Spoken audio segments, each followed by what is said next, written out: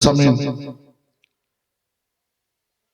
सिर्फ 5-6 मिनट के लिए मैं आपके दरमियान हाजिर आया हूं। 2 फरवरी इतवार के दिन सुबह में 9 बजे से लेके 1 बजे तक पूर्णिया के रंगभूमि मैदान में तहरीक बेदारी कॉन्फ्रेंस होने जा रही है। वजह क्या है तहरीक बेदारी कॉन्फ्रेंस की जरूरत क्यों पड़ी? आप हिंदुस्तान के हालात से वाकिफ हैं। आप खूब जान रहे हैं कभी कोई पंडित खड़ा हो जाता है और मेरे नबी की तौहीन करने लगता है, कभी कोई सियासी आदमी नबी अकरम सल्लल्लाहु अलैहि वसल्लम की शान में गुस्ताखी करने लगता है, कभी आम आदमी कोई खड़ा हो जाता है और नबी अकरम सल्लल्लाहु अलैहि वसल्लम को गालियां देने लगता है, कभी इन लोगों को मस्जिद के नीचे मंदिर दिखाई देने लगती है, कभी आपने देखा होगा कि 750 पुरानी मस्जिद संभल की उस पे हमला कर दिया कि ये मंदिर है। 5 जवान शहीद हो गए और सैकड़ों आज बंद है। उनके बाद ऐलान हुआ इन लोगों का कि अजमेर शरीफ में ख्वाजा गरीबुल नवाज के मजार के नीचे मंदिर है और फिर दावा किया कि 2.5 दिन का झोपड़ा ये मंदिर ही है, इसको हमारे हवाले किया जाए। अब कह रहा है कि पंडवा शरीफ में अदीना जो मस्जिद है उसको कहता है कि ये मंदिर है। अरालो पंडवी रहमतुल्लाह ताला अलैह के मजार के नीचे शिवलिंग मंदिर है, ये ऐलान किया जा रहा है। बिहार में तकरीबन 77 मसाजिद मकाबिर और खानकाएं ऐसी हैं जहां इनका दावा है कि यहां मंदिर है। यह आखिर कब तक होता रहेगा? इसके खिलाफ आवाज उठाने वाला न कोई नेता है, आज तक किसी भी नेता ने, किसी भी पार्टी का हो, चाहे भाजपा तो अपना मुखालिफ है ही, लेकिन कांग्रेस, जदयू या राजद कोई भी हो जो सेकुलर पार्टी है, उन्होंने भी कभी भी इसके खिलाफ कोई आवाज नहीं उठाई और न किसी आलिम ने आवाज उठाई, किसी भी आलिम ने नहीं, चाहे देवबंदी हो चाहे बरेलवी हो, किसी ने भी नहीं। और न किसी खानका के पीर ने आवाज उठाई कि मस्जिद मदरसा और खानका के साथ क्या होगा, उनको इससे कोई मतलब नहीं, किसी ने भी नहीं उठाया। मैं आपसे पूछना चाहता हूं कि जब ये इतने बड़े बड़े उन्होंने नहीं उठाया तो हम जैसे छोटे की भी खामोश क्या करें? लेकिन अरबी कॉलेज में एक अइम्मा की मीटिंग हुई, उलमा की, हमारे इलाके, उन्होंने कहा कि मुफ्ती साहब आवाज उठानी चाहिए। मैंने कहा ठीक है बलियावी साहब को मैं आवाज देता हूं। बोले बलियावी साहब को मैंने फोन लगाया, बलियावी साहब ने कहा तहरीक बेदारी के तहत इदारे शरिया हमेशा काम करती चली आ रही है, अगर आप आवाज बुलंद करें तो मैं आपके साथ रहूंगा। लोग असल में हमारे उलमा भी बलियावी साहब को सियासी आदमी समझते हैं, मौलवी समझते ही नहीं, मौलवी ही नहीं समझते, सिर्फ समझते हैं कि वो सियासी, हालांकि वो सियासी आदमी कम है, मौलवी ज्यादा। उनके दिल में हमदर्दी है, मिल्लत का दर्द। लेकिन मैं आपसे, तो उन्होंने कहा कि ठीक है मैं तैयार हूं। तो मैंने कहा कि आप ऐलान कर देगा, मैं ऐलान नहीं करूंगा, आप आइए यहाँ अरबी कॉलेज के दस्तारबंद फजीलत के मौके पर।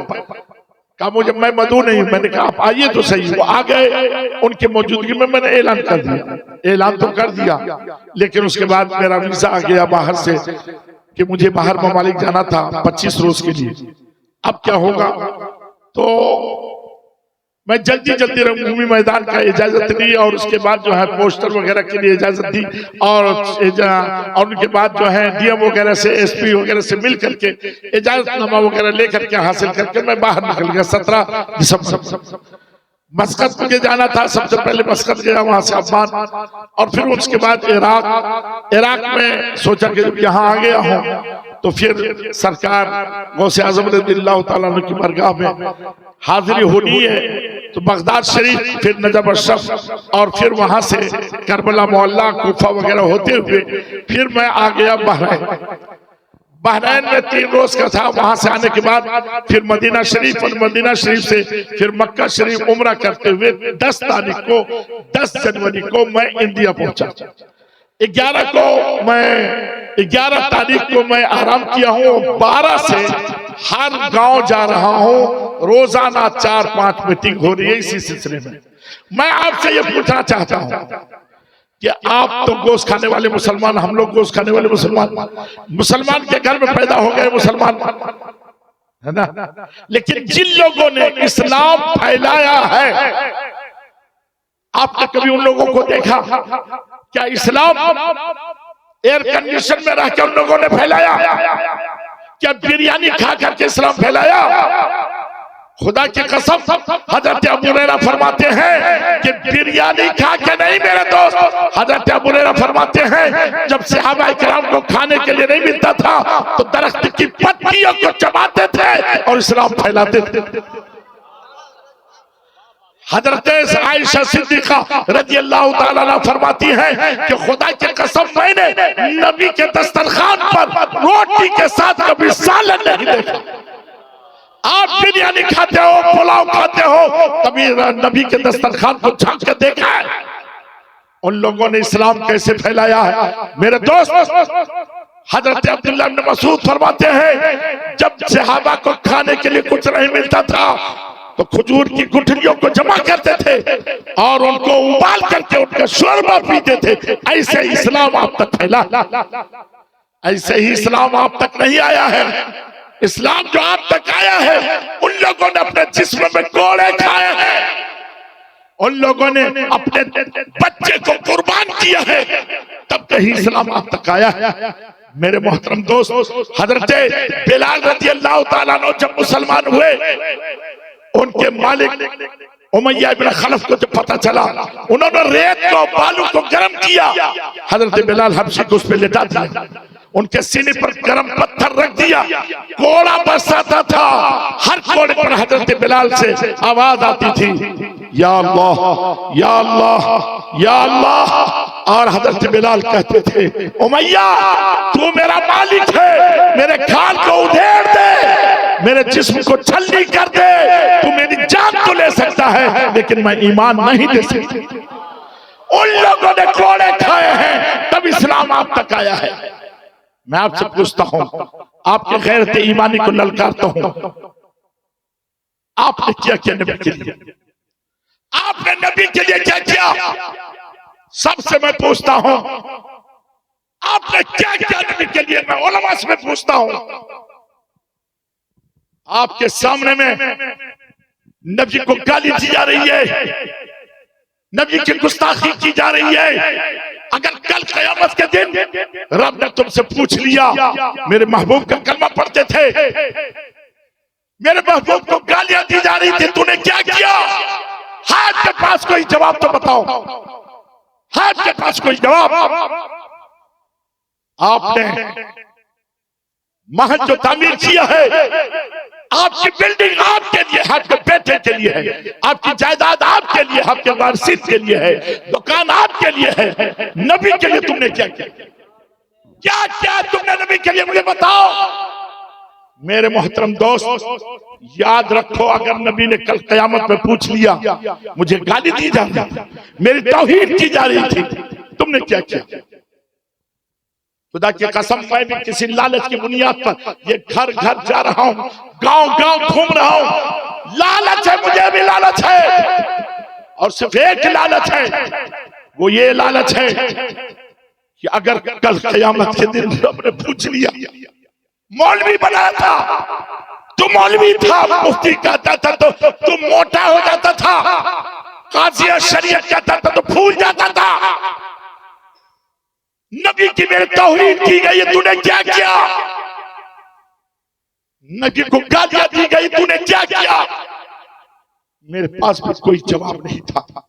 लेकिन आज जब मैं दर दर फिर रहा हूं तो मैं तो कह दूंगा कल कयामत के दिन, ए परवरदिगारा, ए खालिक के कायनात, ए मौला तबारक व तआला, जब तेरे महबूब को गालियां दी जा रही थी तो मैं एहतजाज के लिए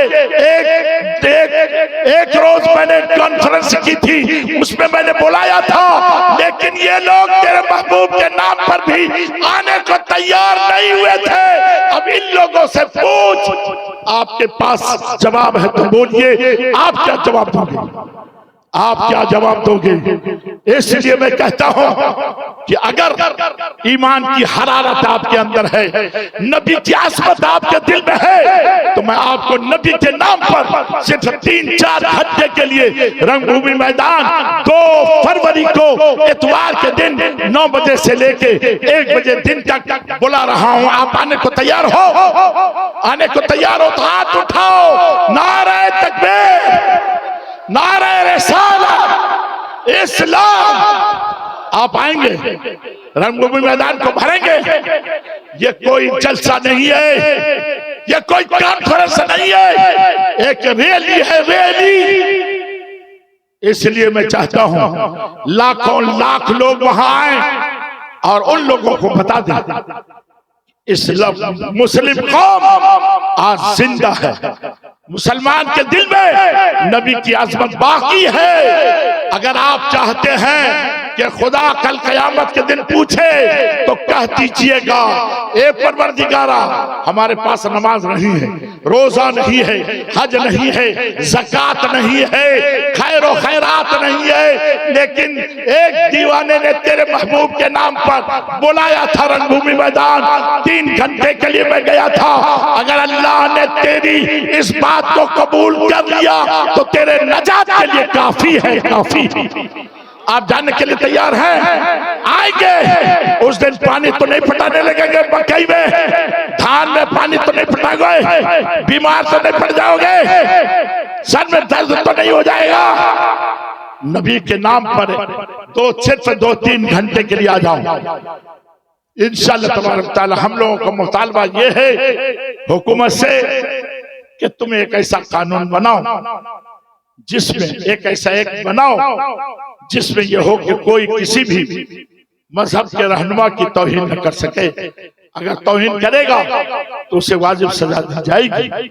मेरे मोहतरम दोस्त, ये 1000, 2000, 25,000 के मजमे से हुकूमत को कुछ होने वाली नहीं। इसीलिए अगर आप चाहते हो हुकूमत आपकी तरफ मुतवज्जो हो, आपकी मांग को पूरी करे, तो रंगभूमि मैदान में लाखों की तादाद में आइए और इंशाअल्लाह तबारक तआला हुकूमत को भी बता दीजिए और इनको भी बता दीजिए कि कौम मुस्लिम जिंदा है। अगर कौम मुस्लिम सिर्फ पूर्णिया और कटिहार वाले अभी आए हैं और अगर पूरे हिंदुस्तान के मुसलमान जाग जाएंगे तो 40 करोड़ मुसलमान उस वक्त में तुम इनसे आंख नहीं मिला सकोगे। इसलिए मेरे दोस्त, आप आने के लिए तैयार हैं? तैयार। इस्लाम को आपके दौलत नहीं चाहिए, इस्लाम को आज आपकी औलाद नहीं चाहिए, आपको खून नहीं चाहिए, आपको इस्लाम का। इस्लाम को सिर्फ ये चाहिए कि आप नबी की बारगाह में 3 घंटे के लिए खिराज अकीदत पेश करने के लिए आप आ जाइए रंगभूमि मैदान। 2 फरवरी इतवार के दिन 9 बजे से लेके 1 बजे दिन तक इंशाअल्लाह उलमाए किराम, बहुत उलमाए किराम दूर दूर से तशरीफ ला रहे हैं। लेकिन याद रखिएगा, कॉन्फ्रेंस नहीं है, आम कॉन्फ्रेंस, आम जलसे की तरह नहीं, एक रैली, एक सभा है जो आप हजरात को वहां शिरकत करनी है। यही पैगाम देने के लिए मैं आया था। उलमा यहाँ जितने भी हैं सबको मैं दावत दे रहा हूँ कि आप भी तशरीफ लाएं, खिराज अकीदत नबी की बारगाह में पेश करें, ताकि आप भी कह सकें, ए परवरदिगारा, हम लोगों ने तो कुछ नहीं किया था, लेकिन जिन लोगों ने गालियां दी थी उनके खिलाफ एहतजाज के लिए हम मैदान में आए थे। कह सके आपके पास भी जवाब बन सके, वरना याद रखिए कल कयामत के दिन हमको क्या है, हम तो आपका नबी के सामने में गिरेबान थाम लेंगे और कहेंगे कि इन लोगों को भी दावत दी थी, नहीं आया था। खुदा की कसम, मैंने वहां रंगभूमि मैदान में बैठने के लिए कम से कम 80-85 हजार लोगों का तो इंतजाम कर लिया है, लेकिन आप खड़े रहना पड़ेगा, आपको तो खड़े रहिएगा। कोई अगर कहीं जगह न मिले तो नहीं मिले, लेकिन आप आइए और इंशाअल्लाह तबारक व तआला उसको कामयाब कीजिए। उनकी वो कामयाबी आपकी कामयाबी है और इंशाअल्लाह ताला कानून बनाने पर हम मजबूर करेंगे उनको। अल्लाह तबारक व तआला आपको 2 फरवरी को शिरकत की तौफीक अता फरमाए। आमीन सुम्मा आमीन। अस्सलामु अलैकुम व रहमतुल्लाहि व बरकातहू।